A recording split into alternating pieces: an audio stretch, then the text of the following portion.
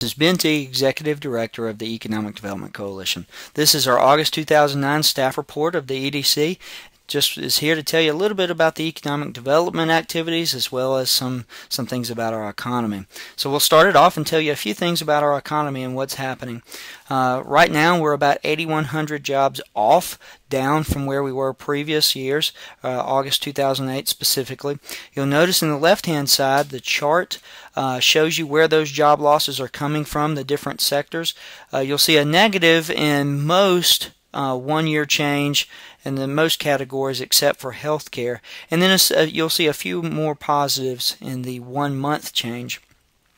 Currently North Carolina has an unemployment rate of about 11.1%, and the United States has an unemployment rate of about 9.7%. The Asheville Metro though is falling below those at 9%, which puts us at about the third lowest North Carolina metro in the state. Only trailing Raleigh-Durham area as well as Jacksonville. And then we'll scroll down here to the overall dashboard. Right now, of the projects that have visited the area from outside or are already located here, existing industry, we are housing about $433 million worth of projects. That represents about 2,700 jobs, and you'll notice that in the upper right hand graph that's there where those different sectors are coming from.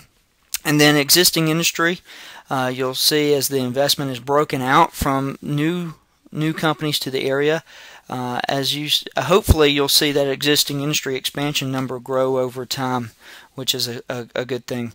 And speaking of existing industry, you'll see where those industry expansions are happening. We currently have 11 of those. In the pie chart to the right, you'll see a lot of different slices there, which is a great thing. That's diverse activity out there. That's good for our economy and the security of our economy. Small business consultations have been solid.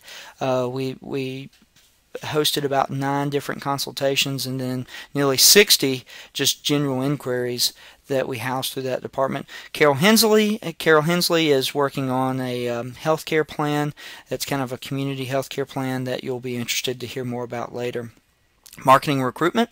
These are the graphs of where we're trying to get the companies to move them to the graphs above, but these are the companies that we've had 2A communication with and trying to get them to visit. Right now we have almost $53 million, which is $52,600,000, and that represents about 801 jobs in the pipeline there, and you can see the breakout mainly coming from manufacturing and some from professional technical services.